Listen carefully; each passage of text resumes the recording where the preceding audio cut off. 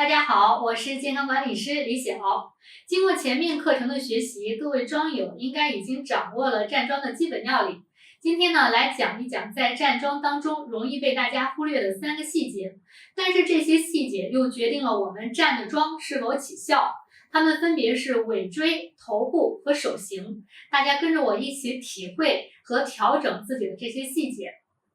先说尾椎，站桩一定要先正尾椎。尾椎很重要，它决定了你的脊椎状态是否正确。很多朋友腰疼、腰椎间盘突出，那么它尾椎呢，这里一定是僵硬的，甚至是错位的。那我们来练习一个动作，在站桩的时候，保持基本的站姿，然后从你的尾椎感受着一节一节的向脊椎骨顶上去，一直到你的后脑。这时候脊椎会自然的反弓。脑袋呢会微微的后仰，两手会自然的抬高，然后我们把下巴向前一勾，那么这个时候手下按，你的脊椎骨会一节一节的退下来。好，就这样反复的练习，手抬起，脊椎反弓，尾椎上顶。好，然后手放下。再来，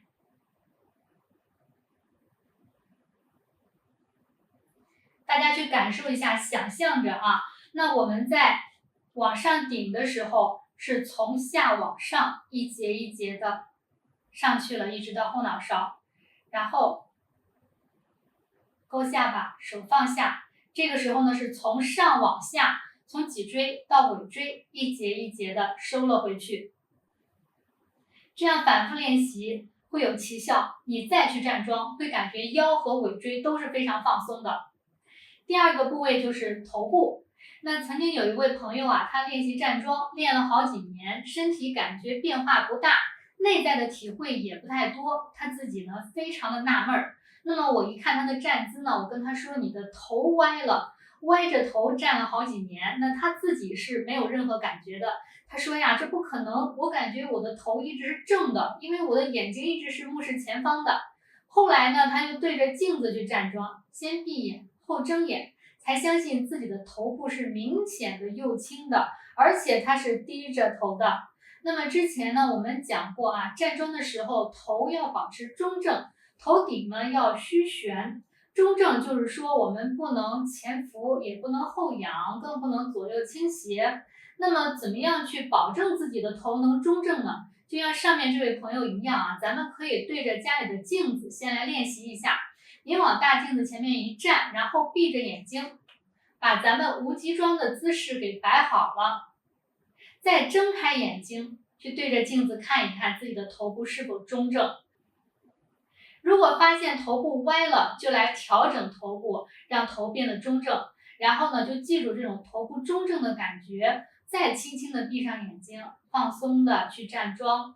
过一段时间之后，您就去体察一下自己的头部，看看还有没有刚刚那种睁开眼睛时的中正的感觉。得出结论之后啊，您先别动它，就是我们睁开眼睛检查之后，看看你这种感觉是否正确，然后再进行第2轮的调整。就这样反复的啊，去闭上眼睛，调整姿势，睁开眼睛对照。那么就这样反复的去调整，一直到感觉跟形态保持一致，就是我们主客观相符了。那又要如何做到头顶虚悬呢？关键是不用力。如果说我们刚刚头中正啊，是一种外形上面的中正，那么顶虚悬呢，就主要指我们意念方面了。就是你要注意头顶上悬，更多的在于精神和意念方面。那做好头顶虚悬的方法呢，一般来说有2种。第一种就是我们猴头回收法，让我们的下颌收向猴头，想象着猴头向内到玉枕，再到百会，百会往上虚悬。好，另一种呢是会阴上提法，猴头收回，意念用你的鼻尖去找下颌，下颌至会阴，从会阴从后上绕到玉枕，再至百会，向上虚顶。一般来说，在站桩的时候，如果您感觉到身体不稳定，可能就是头部左右倾斜了。如果您感觉到头部的后侧玉枕这里发紧，那么可能就与头后仰有关了。如果你感觉到胸部发闷，那可能就是因为头前倾了。站桩的时候犯困呢，就可以通过头顶屈旋来提神。想要延长站桩的时间，我们就可以尝试先去做头顶屈旋，然后呢神往下灌注，让全身成为一个整体。另外啊，对于这种有高血压的朋友们，我们在站桩的时候做好今天讲的这个头部的动作，也是有利于血压恢复正常的。第三个很关键的部分就是我们站桩时的手型。很多桩友呢没有注意过自己的手型，认为我随意的一摆就行了。但是呢，手指是我们人体上肢的末端，那么气血流注到此而返回，人体的经络呢一旦去堵塞了，气血就会受阻，内脏也会失衡，长期积累呢就也会形成疾病。那么12经脉的起点和终点都在我们身体的末梢，其中有6条就是在双手这里，它停在了指头上。5个手指作用各不相同，所以呢，手型不对，那筋梢就不对，那全身可能不对的地方啊就太多了。那怎么样才是正确的手型呢？5指自然分开，每个指缝中间好似夹有一根筷子的距离，虎口要撑圆，而指尖微敛。在站桩的时候，你要时刻去关注到虎口这个位置，看看是否撑到位了。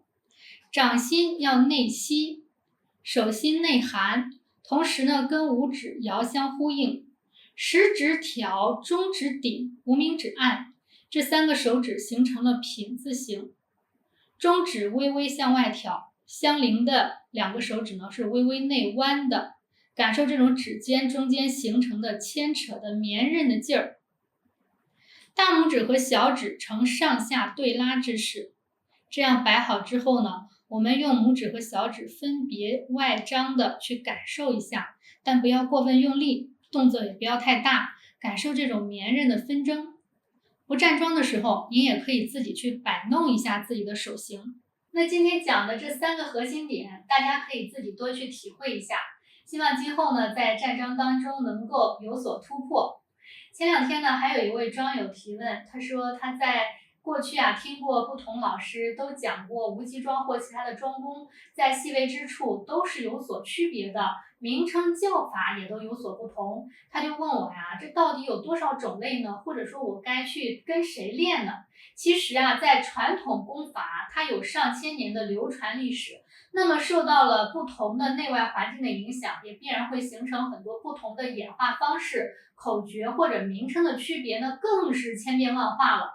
我们不用去争论到底谁对谁错，那么大家在学习的时候啊，首先选择自己能够听懂的方法，然后选择自己练习起来感觉到最舒适的方法。最重要的是，您选择之后一定要坚持下去，最后有了自己的感悟，有了自己的体验，才能够让站桩在自己的身上发挥出最大的作用。各位桩友觉得是不是这样的呢？好了，那今天的课程就到这里。大家在站桩的过程中，如果又遇到了其他的问题，可以继续在我们的下方提问，我会在后续的课程当中继续为大家解答。感谢大家的支持，谢谢大家。